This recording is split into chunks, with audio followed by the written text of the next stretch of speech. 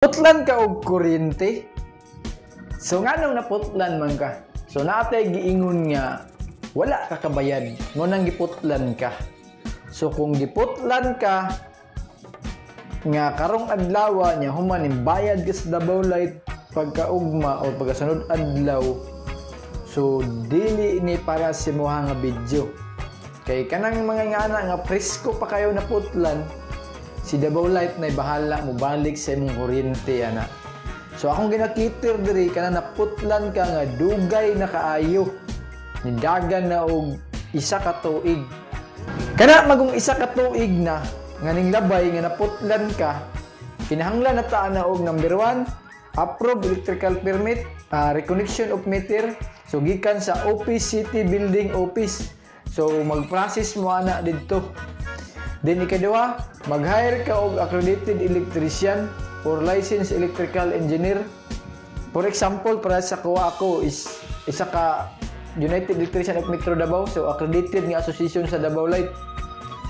So mana ko sa site ana, ako ana ni check the status sa site kay usabon na ko na og layout ang service entrance ninyo diha. Bisan pag nanay existing diha, mausab na siya kay nanam day bagong standard karon.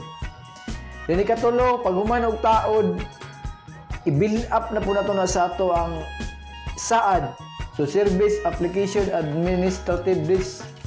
Pagkahuman, ato na siya ang isend. So, ang electrician diri sa Davao is naigitawag og non-SDE o SDE.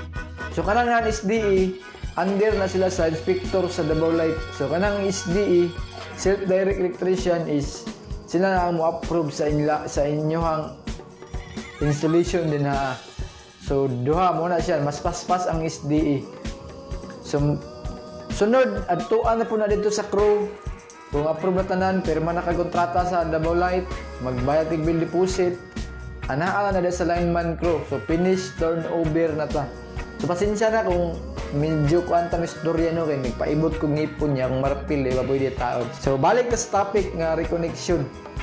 Reconnection of meter nga permit, kinahanglan na siya kung isa ka tuig na ka nga naputlan nga wala na mo guys si kaso.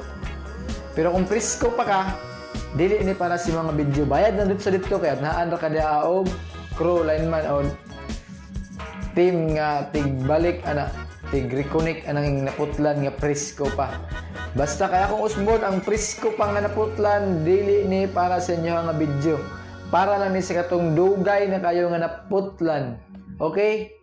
So nganong naputlan man ka, kasagaran mo gud nahitabo na is wala ka bayad niya, wala gi panumbaling, dugay na kayo. Nidagan nagpila ka tuig. So napoy uban naputlan nga gitagaan og note nga ipa-transfer ang metro ipagawas. Din wala gyapon gipanumbaling. So mo na giputlan ka. So kana siya is kuana na siya. Transfer location of meter. Ang permit ana kanang giputlan bitaw ka nga gipadalaan kag note. So bantay-bantay jud mo diha. Kana inyong metro ayo lagi na kulunga. Kailangan ninyo lang ibutang sa area nga dali ra ma-reading. So ang uban diha magyaw-yaw ba nga mo ni mo na ana. So naman sa inyo ang problema. So sunod kanang nagbuhat ka og illegal. So daghang klase nga illegal, basta ka illegal. For example, ang awat og kuryente. So kana siya putlan niya pong gana. Reference na siya. So kay violation na no. So una imo nang bayaran imong violation. So ang imuhang utang. Bayaran sa nimo sa Davao Light, imo siyang settle para bago ka mag-hire og accredited electrician. So tanang documents ron, papers ug mga installation mo agi jud nag-accredited. So mag-hire lang ka na para masulbad na imuhang problema. So unta na mo inakutlo gamay sa ako ang ni pag-vlog karon bahin sa naputlan og kuryente. So disclaimer lang, dili ko professional na pagkatao.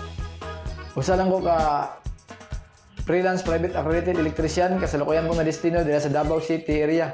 Dili po ko trabante sa Davao Light, dili po ko trabante sa gobyerno, dili po ko trabante dira sa mga unsa nga kumpanya. So freelance lang jud ko ha. So anytime tawagi ko ug nakay problema matungod sa kuryente, new connection ba na o transfer location meter o reconnection, temporary for construction, transformer application, upgrading, downgrading, bisag unsa. may tungod sa kuryente, tawagi ko. So, kita-kits na sa side. So, sunod na po. Mag-uban ta sa sunod video. Bye for now and flying peace!